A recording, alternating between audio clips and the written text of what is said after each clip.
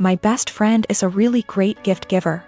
I know that she plans gifts really far in advance and always dedicates so much time and thought into them.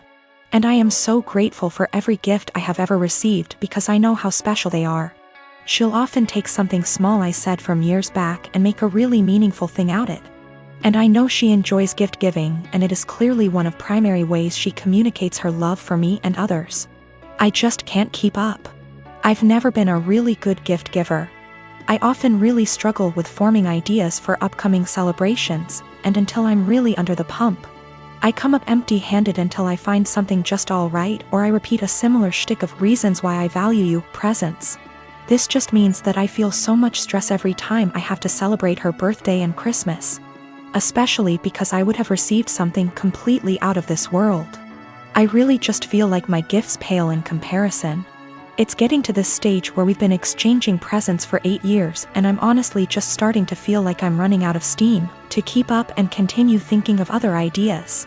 It is also hard because I'm neither here nor there when it comes to receiving gifts.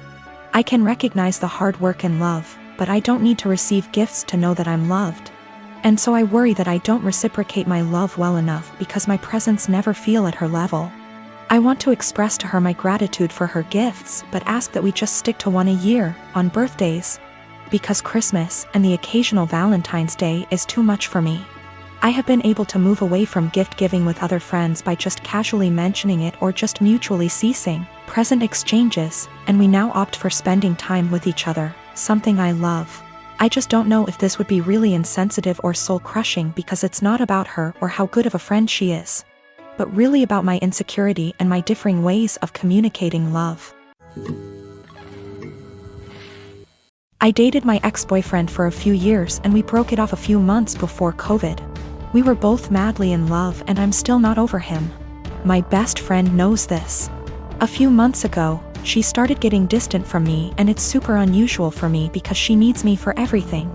Like just a few things that I helped her do: find colleges, apply to colleges, help donate money for her college fund, help her build her resume, find her therapy, find her a job, and countless other things. I even paid for a lot of stuff for her, like going on trips and such. She didn't really do much for me and was somewhat of an emotional support because we'd always talk about her. But then I really didn't mind and didn't care what I did for her. She was my BFF, and you are best friends. They're sisters. Last month, she broke and told me that the reason that she's so distant is because she's quarantining with my ex and they're a thing. Whatever hopes I had of getting back to my ex are squashed because I don't think I can get over him hooking up with my best friend. I'm super heartbroken, and I know that you don't own people, but that doesn't mean that you can't be upset about their betrayal. Yes, dating your best friend's ex that she still loves is a betrayal. She asked me if I was happy for her, because she finally got a good job and a nice boyfriend. That job she has is solely because of me, because I asked an old acquaintance to return a favor by hiring my best friend. He wanted to hire someone else, but I begged him to hire her. I know how people are sometimes hurt, but then they say, "But I'm truly happy for you." I honest to God don't think they mean it, and when I say I'm happy for someone, I want to mean it. I'm not happy for my friend. I just am not. I can't make myself be. I told her as such and told her to stop contacting me. She's now blowing up my emails and DMs because she's so hurt by what I said to her. My dad said that I should have just kept this to myself since I know my best friend is a sensitive person and is hurt. But what about me? Am I given a sensitivity pass because I've looked after my friend for so long? Do my feelings just stop matching at some point? She called me with the news and said that she didn't know how to tell me, didn't apologize. And then she followed it up with how she's finally doing well and doesn't have to rely on me for money since she has a nice job and also a nice boyfriend. I told her I was not happy for her. I reminded her that I got her the job, she knew and was fine with it. And that I've done so much for her over the years, and she thanks me by backstabbing me and getting with my ex.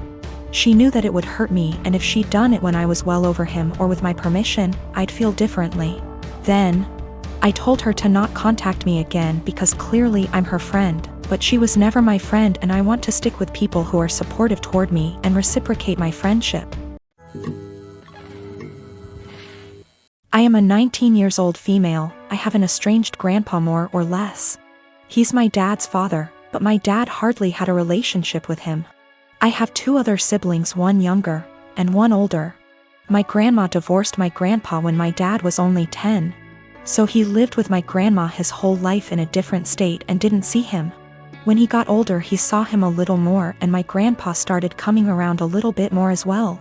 He'd stay for a week at a time and then go home. He was an old, bitter man, to be honest. He never got remarried and lived his whole life in his coastal town with the same friends he'd had his whole life. He wasn't pleasant to be around and could hold grudges longer than anyone I've ever met. But regardless of this, he was filthy rich. He owned a successful business that he sold for $1 million. He retired after selling, but his house sits on an island as well as the biggest piece of land on the island. So it sold for well over $3 million. I was never close with my grandpa, but I took after his sister, who is in right now, and he adores her. He always told me that he was proud to see me follow in her footsteps. He died a few months ago. Since then, my family has been torn apart. He left everything to me. He essentially liquidated all of his assets, and it ended up being close to $8 million. I was shocked. I didn't and still don't know what to do with the money, but I'm going to save it. My dad and stepmom as well as my siblings are hounding me to split the money with them. I just can't do it. My dad is an alcoholic who never said anything nice about his dad. Despite him being bitter, my grandpa actually bought my dad a $300,000 house. My dad would 100% drink away any money given to him. As far as my siblings, my brother has full financial support from my grandma as he is the favorite, and he's very wasteful and ungrateful. He never talks to me and always is very mean to me when he does. My little sister is the only person I've actually considered. She's very young, and that's really the only thing stopping me. Her mom is money-oriented and would take the money from her. So I'm waiting until she turns 18, and I offered to pay for her college. But now my family is telling me I'm unfair and the money doesn't belong to me and I'm not deserving of it. That I'm too young and I'll waste it on cars and clothes. I don't agree, and now they're all threatening to cut me off and never speak to me.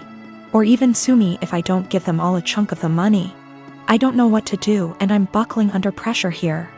I've already had 2 police officers out to my house because my dad is claiming I stole the money from him. Everything was through an attorney. I know I did nothing wrong legally, but morally?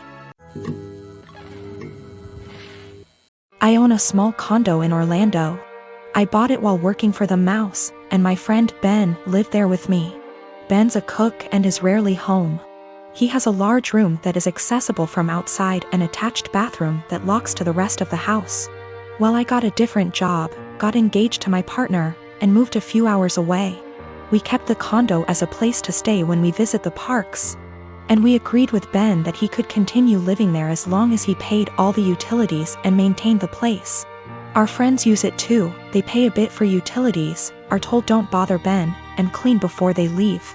Between everyone who uses it, we've gotten stuff donated, so it's now a fully stocked vacation home. My immediate family and I have a bad history, but we mended. They've used the condo 3//4x a year. On Monday, Ben got woken up at 2 a.m. by hammering on the main door. My aunt and uncle, their kids, and their grandkids were all there waiting to be let in. I haven't spoken to these people in years after they decided I was the devil's spawn for being gay. They demanded that the caretaker give them the keys. Ben called me. I told him to give them my number, then shut and lock the door and not let them in. My aunt was insistent that my condo was actually owned by my family. It was the family vacation home. And it was against the law to not let them in. I told her no, it was mine, I own it and I let friends and family use it, but I choose who stays there. There was a lot of back and forth and some petty name calling. She said they were here for a week, where were they supposed to go, and I said I don't care. Meanwhile, my partner reported that Ben texted them saying my uncle was attempting to kick in the door. I said tell him to call the police. She hung up on me and Ben said they left. In the morning, I got a phone call from my mom trying to convince me to let them stay. We had an argument during which she admitted that she didn't tell people that I owned the property because she didn't want the rest of our family to know they were in contact with me again. I told her if that's how she wants our relationship to be, then she's no longer welcome. I checked in with Ben and he's okay. Today my aunt sent several texts asking to stay at the house because they hadn't accounted having to pay for a hotel, and they had planned to just buy groceries and use the kitchen. I told her no. She said they were about to be out on the street with their luggage. She called me cruel and heartless and that I was ruining Disney for the kids. That made me hesitate, probably because I worked for the mouse. I know that particular family line has very little money. Yet I find it hard to believe someone would plan a whole vacation without accounting extra funds for it. But the kids are really young.